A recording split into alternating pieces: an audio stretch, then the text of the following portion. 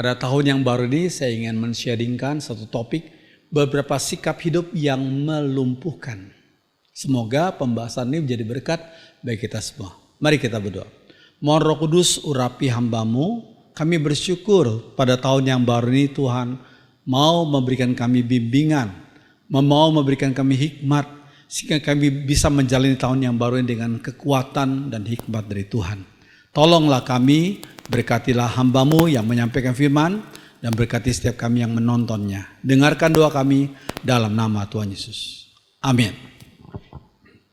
Beberapa sikap hidup yang melumpuhkan, saya ambil dari Yohanes 5 ayat 1-9. Yang kita perlu baca adalah Yohanes 5 ayat 5-9 saja. Di situ ada seorang yang sudah 38 tahun lamanya sakit. Ketika Yesus melihat orang itu berbaring di situ, dan karena ia tahu bahwa ia telah lama dalam keadaan itu, berkatalah Yesus kepadanya, "Maukah engkau sembuh?" Jawab orang sakit itu kepadanya, "Tuhan, tidak ada orang yang menurunkan aku ke dalam kolam itu. Apabila airnya mulai goncang dan sementara aku menuju ke kolam itu, orang lain sudah turun mendahului aku." Kata Yesus kepadanya, "Bangunlah dan angkatlah tilammu dan berjalanlah." Dan pada satu juga sembuhlah orang itu, lalu ia mengangkat tilamnya dan berjalan. Tetapi hari itu adalah hari Sabat. Demikianlah pembacaan firman Tuhan. Saudara sekalian, Yesus adalah penolong bagi orang-orang yang menderita. Sadar bahwa dirinya menderita dan mohon bantuan dari Roh Kudus dan juru selamat satu-satunya yaitu Yesus yang bisa dan mau menolong manusia yang sadar bahwa dirinya menderita. Sekarang pertanyaannya, mengapa Yesus hanya menghampiri si lumpuh? Di sekitar kolam itu ya pasti ada banyak orang yang sakit. Tapi mengapa Yesus hanya menghampiri si lumpuh? Kemungkinan pertama, mungkin yaitu si lumpuh itu yang paling tidak berdaya selama 38 tahun. Pada waktu kita menyadari diri kita paling seperti hopeless, nggak ada harapan lagi. Kita bersandar dan berseru pada Tuhan, disitulah kuasa Tuhan bekerja bagi hidup kita masing-masing. Ya. Kemungkinan kedua, ada misi Tuhan yang harus dilakukan oleh si lumpuh setelah disembuhkan. Mujizat Tuhan tidak hanya diberikan begitu saja, tapi Tuhan ingin agar orang yang disembuhkan itu mengucap syukur dan melayani Tuhan dalam kehidupannya sehari-hari dan menjadi saksi Tuhan bagi kehidupannya sehari-hari, dalam kehidupannya sehari-hari. Oke. Nah, pertanyaan Tuhan Yesus, maukah engkau sembuh? Jadi sebenarnya pertanyaan ini seolah-olah kalau kita pikir sekarang ini, ya pasti orang itu mau sembuh lah. Tetapi Yesus yang tahu hati orang itu. Mungkin hati orang itu sudah pesimis sekali. Sudah puluhan tahun menjadi lumpuh dan gak ada berdaya. Pada waktunya ada malaikat turun di kolam itu menggoncangkan, siapa yang pertama turun dia sembuh. Tapi si lumpuh itu ketinggalan dari orang-orang lainnya. Sehingga dia merasa pesimis. Sehingga Yesus bertanya, pertanyaan yang sebenarnya membangkitkan semangat bagi orang yang sudah lumpuh puluhan tahun itu. Yesus bertanya, maukah engkau sembuh? Ya, semangatnya perlu dibangkitkan kembali. Musuh terbesar adalah sikap hati dan pikirannya negatif dan pesimis. Musuh terbesar bukanlah kesulitan. Musuh terbesar bukanlah masalah-masalah. Musuh yang terbesar adalah sikap hati dan pikiran kita yang negatif dan pesimis. Kalau kita sudah negatif dan pesimis, hancurlah kita. Tapi kalau kita tetap punya hati yang optimis, melihat segala sesuatu dengan positif, pasti Tuhan menolong kita, menguatkan kita. Ya. Tuhan menyuruh si lumpuh untuk bangun. Nah ini. Ada intervensi kuasa Tuhan plus usaha orang tersebut. Jadi kalau orang tuh gak mau bangun ya mujizat gak terjadi. Jadi ada percampuran di sini. Ada intervensi kuasa Tuhan yang mau menolong si lumpuh, tapi juga harus ada usaha orang itu untuk bangun. Ya. Ini bagus kalimat bahasa Inggris ini. Do your part, kerjakan bagianmu, and God will do His part. Dan Allah akan mengerjakan bagian Dia. Puji Tuhan. Do your part, and God will do His part. Ya. Oke. Hukum keseimbangan akan muncul saat seseorang mulai mendayuh sepedanya. Jadi kita lihat anak kecil nih. Dia baru sedang belajar naik sepeda. Kalau yang belum tahu naik sepeda dan baru mau belajar, kalau anak tuh berkata, aku tidak mau mendayuh dulu sepedaku ini. Aku mau berdiri di tempat dulu. Kalau aku bisa seimbang di tempat ini, aku baru mulai mendayuh. Itu permintaan tuh nggak mungkin toh. Kita yang sudah tahu naik sepeda, naik motor, hukum keseimbangan akan muncul sendirinya pada saat kita mulai mendayuh sepeda kita. Demikian juga dengan mujizat Tuhan. Ya, si lumpuh itu tidak akan mengalami mujizat Tuhan jikalau dia tidak mau bangun. Ya, kita nggak boleh menjadi orang yang pasif. Kita harus bekerja sama dengan kuasa Tuhan. Kita bangun, nanti Tuhan memberikan kita kekuatan, memberikan kita jalan keluar, memberikan kita mujizatnya. Puji Tuhan. Ya. Oke. Beberapa sikap hidup yang melumpuhkan. Saya hanya bercerita secara singkat masing-masing ya, karena waktu. Ya, beberapa sikap hidup yang melumpuhkan. Apa? Yang pertama adalah ada orang yang terpusat pada kesalahan, bukan pada penyelesaian masalah. Ada banyak orang yang terpusat pada kesalahannya, bukan pada penyelesaian masalah. Ya, itu sikap hidup yang melumpuhkan. Jangan hanya tanya mengapa saya begini, mengapa saya miskin, mengapa saya bodoh misalnya. Jangan hanya tanya mengapa, tapi bertanyalah bagaimana aku menyelesaikan masalah ini, bagaimana aku keluar dari masalah ini, bagaimana aku keluar dari himpitan ini. Bersama dengan Tuhan kita mau keluar, kita mau mendapatkan kemenangan itu. Ini penting sekali, ya. Itu sikap hidup yang pertama yang melumpuhkan. Sikap hidup kedua yang melumpuhkan adalah ada orang yang selalu menghina diri, menilai diri lebih rendah daripada yang seharusnya. Itulah menghina diri. Orang itu cenderung menilai diri lebih rendah dari yang seharusnya. Padahal Tuhan memberikan kita talenta. Talenta. Memberikan kita hikmat, panca indera, ya, plus kuasa Roh Kudus akan menolong kita. Ya, iya ini bagus ini. Seorang, kalau tidak salah dari Australia ya, seorang yang nggak punya dua tangan, nggak punya dua kaki, ya, di salah satu kaki yaitu kaki kiri hanya berupa beberapa jari saja. Ya, pada waktu dia berumur 24 tahun, banyak orang sudah diberkati lewat pelayanan. Dia ceramah, khotbah kemana-mana ya, ke beberapa negara, puluhan negara ya. Tapi dia berdoa, Tuhan masih adakah seorang gadis yang mau menikah sama saya? Saya ini orang yang istilahnya cacatnya.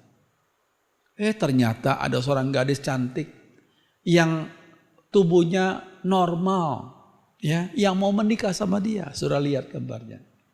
Lalu mereka menikah dan mereka dikaruniai 4 orang anak. Semuanya normal. Puji Tuhan. Jadi jangan kita menghina diri. Ya. Kalau kita menghina diri, kita berarti menghina pencipta kita, yaitu Tuhan. Ya. Setiap anak yang lahir ke dunia ini minimal diberikan 1 talenta oleh Tuhan. Saudara, kalau tanya 1 talenta itu sebesar apa sih? 1 talenta itu sama dengan 34 kilo. Emas atau perak ya. Dan harganya 6.000 dinar, itu 1 talenta, 6.000 dinar. Saudara mau tahu 6.000 dinar itu berapa? 1 dinar itu adalah upah 1 hari kerja. Waktu itu 1 dinar. Jadi kalau 6.000 dinar kali, misalnya saja saya ambil yang paling rendah 50.000 aja. 6.000 kali 50.000 berarti berapa? 300 juta rupiah. Itu jumlah yang kecil ya. Yang saya ambil cuma 5.000, cuma 50.000 ya, jumlah yang kecil. Mungkin bisa lebih 100.000 atau lebih lagi ya. Jadi 1 talenta tuh harganya 300 juta rupiah. Orang mau bisnis apa? Mulai dengan modal 300 juta rupiah. Pasti bisa memulai bisnis yang baru ini. Jadi jangan menghina dirimu, jangan menghina kehidupanmu. Jangan iri hati sama orang lain. Karena tiap-tiap orang Tuhan memberikan minimal 1 talenta. Puji Tuhan. Ya. Oke. Yang ketiga, sikap hidup yang melumpuhkanlah menganggap bahwa hanya diri sendiri yang bermasalah. Rasanya orang lain semua lancar-lancar ya. Siapa bilang? Semua orang, baik yang kaya maupun yang miskin, yang di kota besar maupun di desa-desa, semua orang pasti ada masalah. Jadi kalau kita menghadapi masalah, jangan menganggap bahwa hanya diri sendiri yang bermasalah. Setiap orang punya masalah. Cuma masalahnya bagaimana kita menghadapi masalah itu bersama dengan Tuhan. Itu penting. Ya. Oke. Yang keempat. Yang melumpuhkan. Sikap hidup yang melumpuhkan. Ada sebagian orang yang suka mengulangi kesalahan yang sama. Kesalahan yang sama diulang-ulang terus. Dia nggak belajar dari pengalaman masa lalunya. Ya. Nah ini. Yohanes 8 ayat 10 sampai 11. Apa yang Yesus katakan betul ini. Lalu Yesus bangkit berdiri dan berkata kepadanya, hai perempuan, di manakah mereka? Orang-orang Yahudi itu ya. Tidak adakah seorang yang menghukum kau? Jawab perempuan itu, tidak ada Tuhan. Lalu Tuhan Yesus berkata apa? Lalu kata Yesus, aku pun tidak menghukum engkau. Pergilah dan jangan berbuat dosa lagi mulai dari sekarang. Maksudnya jangan mengulangi kesalahan yang sama. Kalau engkau tahu itu salah, jangan diulangi lagi. Kau bertobat. Ya, pergilah dan jangan berbuat dosa lagi mulai dari sekarang. Jangan mengulangi kesalahan yang sama. Ini penting. Ini penting sekali. Ya, ya ini. Ada sebagian orang yang, maaf saya katakan, lebih bodoh dari keledai. Keledai adalah termasuk binatang yang paling bodoh. Tetapi dalam peribahasa Arab ya, keledai yang bodoh tidak akan mungkin terjatuh di lubang yang sama. Keledai yang bodoh saja bisa belajar. Oh hati-hati kalau di bagian ini nanti dia akan jatuh ke dalam lubang yang sama. Dan itu tidak akan terulang lagi. Keledai saja tidak akan jatuh ke dalam lubang yang sama. Tapi manusia seringkali jatuh ke dalam kesalahan yang sama. Ya. Iya. Biarlah kita sebagai makhluk ciptaan Allah yang tertinggi, kita jangan lebih bodoh dari keledai. Ya, ini penting. Oke. Yang kelima, ada sebagian orang yang terlalu mudah tersinggung. Terlalu mudah tersinggung. Ya. Yang keenam, sikap yang kurang baik adalah butuh waktu lama untuk sembuh dari luka yang kecil. Lukanya kecil. Dia tersinggung sama perkataan seseorang. Lukanya kecil. Tapi bertahun-tahun gak mau ke gereja. Bertahun-tahun gak mau kumpul dengan orang-orang lainnya. Gak mau kerja mungkin.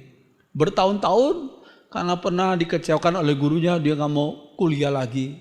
Ya, padahal itu cuma kecil, luka kecil. Siapa sih orang di dunia yang gak pernah dilukai oleh orang lain, termasuk maaf, mungkin oleh orang yang dihormatinya, mungkin orang tuanya, mungkin oleh anaknya, ya, mungkin oleh teman dekatnya, mungkin oleh pacarnya, bisa juga pacaran dulu ya. Ada sebagian orang yang membutuhkan waktu lama untuk sembuh dari luka yang kecil. Jangan membuang-buang waktumu dengan hal ini. Ya, oh, itu luka yang kecil, udah cepat-cepat minta Tuhan menyembuhkannya. Gak usah kita berlama-lama kita jadi orang yang pasif karena luka yang kecil itu. Ya. Iya, yang ketujuh. Sikap hidup yang melumpuhkan lah. Jika salah tidak mau minta maaf. Dia tahu dia salah tapi gak mau minta maaf. Gengsi kali ya. Orang yang gak mau minta maaf itu orang yang rendah diri. Karena dia pikir kalau dia minta maaf orang akan lebih merendahkan dirinya. Padahal keliru ya. Kalau kita memang salah, kita tahu salah, kita rela minta maaf, itu orang lain akan memuji kita. Kamu orang berjiwa besar, ya. Oke. Ada yang ke-8, sikap hidup yang melumpuhkan yang ke-8, tidak mau memberi ampun. 1 kali tak ampuni, 2 kali tak ampuni, 3 kali dia menyakiti saya tidak mau mengampuni dia. Wah, hati-hati ya. Tidak mau memberi ampun, itu akibatnya menyengsarakan hati kita juga. Kita selalu ingat, orang itu pernah ngecewakan, pernah menyakiti saya. Kita selalu ingat, itu menyimpan akar pahit dalam hati itu nggak bahagia. Pasti akan menyusahkan hidup kita. Ya. Lebih baik seperti Tuhan Yesus mau mengampuni kita. Ya. Janganlah kita menyimpan dendam kepada orang lain. Walaupun orang itu mungkin belum pernah minta maaf sama kita, tapi biarlah sebagai anak Tuhan kita ingat cinta kasih Tuhan. Kita mengikuti teladan Tuhan yang selalu mau mengampuni kita kalau kita datang kepadanya minta ampun akan dosa kita. Ini penting sekali. Ya. Iya. Minta Tuhan mencabut sengatnya, bukan memorinya. Kita masih ingat memori itu. Sampai sekecil-kecil kita ingat. Nah, kalau sengatnya masih ada waktu kita ingat hal itu, kita langsung nafas kita tersengal-sengal. Wah, kita langsung membenci, mendendam, menggeram mungkin. Itu berarti sengatnya masih ada. Tapi minta Roh Kudus mencabut sengatnya. Walaupun memorinya masih ada. Waktu kita ingat itu kita paling-paling cuma senyum-senyum saja. Iya ya, terima kasih Tuhan untuk segala kejadian dan pengalaman hidup masa lalu yang membentuk saya juga, membentuk keluarga kami juga. Ya, puji Tuhan. Yang ke-9, sikap hidup yang melumpuhkanlah pemimpin hidupmu adalah takdir. Ada sebagian orang begitu, takdir jadi pemimpin hidupnya.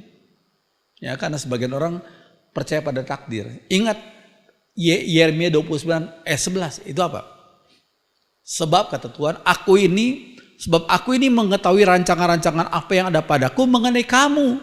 Demikianlah firman Tuhan, yaitu rancangan damai sejahtera dan bukan rancangan kecelakaan, untuk memberikan kepadamu hari depan yang penuh harapan. Puji Tuhan.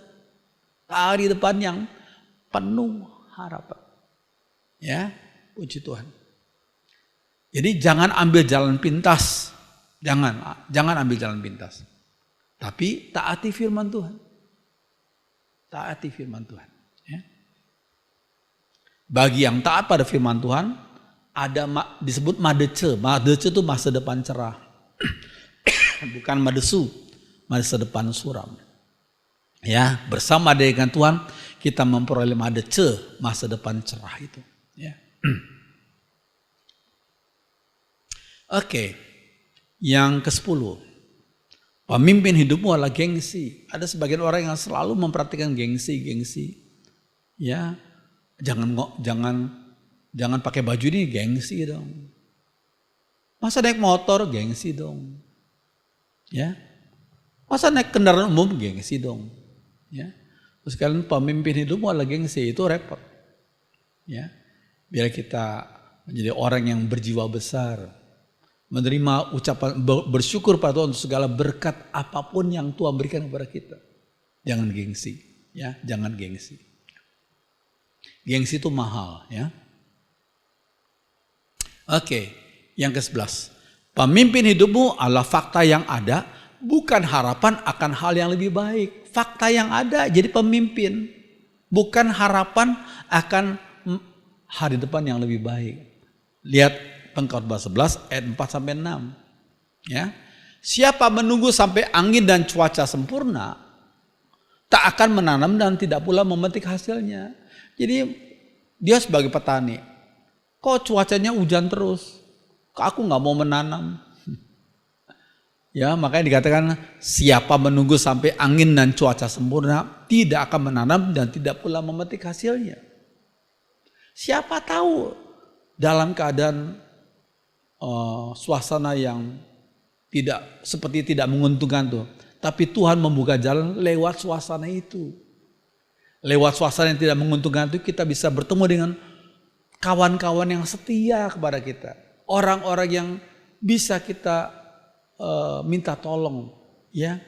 Justru pada saat-saat yang tidak menyenangkan itu, ya. Saatnya bukan ideal, tapi kalau Tuhan beserta kita, waktu yang nggak ideal tuh bisa dibuat kesempatan bagi kita, opportunity, ya. Nah, firman Tuhan berkata, taburlah benihmu di waktu pagi dan janganlah berhenti di malam hari. Usaha terus, ya. Sebab kita tidak tahu taburan mana yang baik tumbuhnya. Barangkali juga keduanya tumbuh dengan sempurna dalam terjemahan sehari-hari, ya. Puji Tuhan. Berarti kalau Tuhan berkenan atas hidup kita, apapun musimnya, kita terus bekerja, kita terus mohon berkat Tuhan. Apapun musimnya, Tuhan, kalau Tuhan berkenan, Tuhan bisa melakukan mukjizat yang luar biasa. Puji Tuhan. Ya. Itu yang ke-11. Yang ke-12 adalah ada sebagian orang yang pemimpin hidupmu adalah musuh-musuhmu. Musuh-musuhnya yang mendikte hidupnya. Kenapa? Kenapa kita terlalu memfokuskan diri kita kepada apa kata musuh-musuh kita? Ya kita nggak boleh cari musuh, ya. Tapi ada sebagian orang yang mereka menganggap kita sebagai musuhnya. Jadi jangan mereka menjadi pusat perhatian kita. Kalau kita jadikan mereka jadi pusat perhatian kita, itu buang waktu luar biasa. Ya, jangan biarkan pemimpin hidupmu adalah musuh-musuhmu. Tapi kita perlu ingat, ya, musuh itu tidak sama dengan lawan. Nah, itu perlu dibedakan. Musuh tidak sama dengan lawan.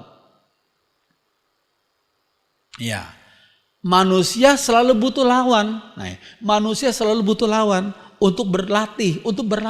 Ambil contoh, siapa lawan bicaramu?